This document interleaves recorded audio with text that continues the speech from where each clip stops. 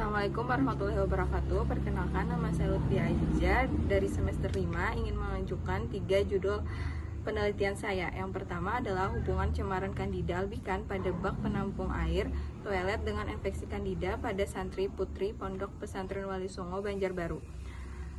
Candida albicans merupakan jamur oportunistik yang dapat menyebabkan infeksi terutama pada perempuan, khususnya pada kondisi lingkungan yang lembab dan sanitasi yang kurang optimal.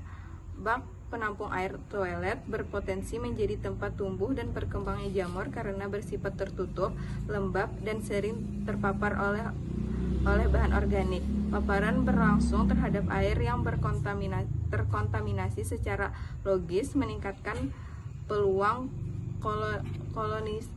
kolonisasi jamur pada kulit di area genital, sehingga dapat memicu infeksi lingkungan pondok pesantren yang bersifat komunal. Dengan menggunakan fasilitas bersama, memperbesar risiko penularan, sehingga penelitian ini penting untuk mengetahui apakah faktor lingkungan air toilet berhubungan dengan kejadian infeksi Candida pada santri putri Wali. Originalitas penelitian ini bersifat orisinal karena secara spesifik menghubungkan cemaran Candida albicans pada media lingkungan bak air toilet dengan kejadian infeksi pada populasi pada santri putri.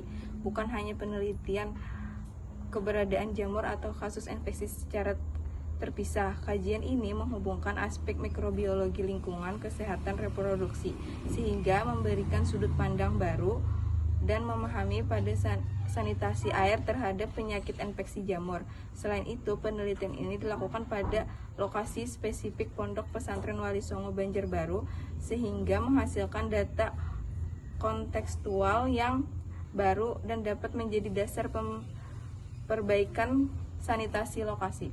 Judul kedua saya yaitu uji aktivitas antibakteri ekstrak etanol 96% daun karamunting terhadap bakteri E. coli. Judul ini dipilih karena meningkatnya kasus infeksi yang disebabkan oleh E. coli serta semakin meluasnya resistensi antibiotik menyebabkan penularan efektivitas pengobatan konvensional. Kondisi ini membutuhkan pencarian sumber antibakteri baru yang lebih aman, murah, dan mudah diperoleh dari bahan alam.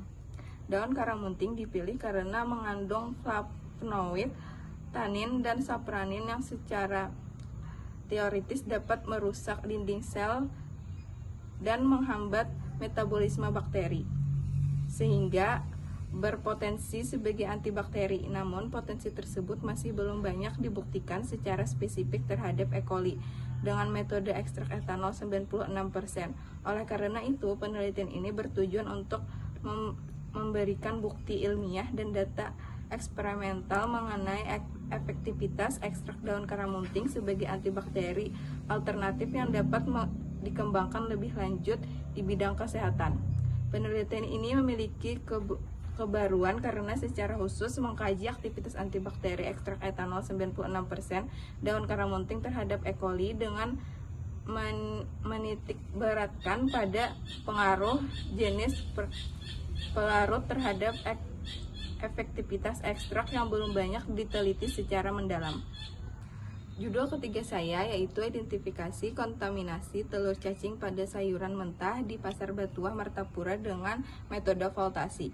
Sayuran mentah sering dikonsumsi tanpa proses pemasakan sehingga berpotensi menjadi media penularan telur cacing yang berasal dari tanah, pupuk organik, maupun air yang tercemar. Telur cacing memiliki daya tahan tinggi terhadap lingkungan dan dapat melekat pada permukaan sayuran dalam waktu lama. Kondisi pasar tradisional yang umumnya memiliki keterbatasan sanitasi seperti peletakan sayuran di tempat terbuka, paparan debu, serta penanganan tanpa sarung tangan semakin meningkatnya risiko kontaminasi.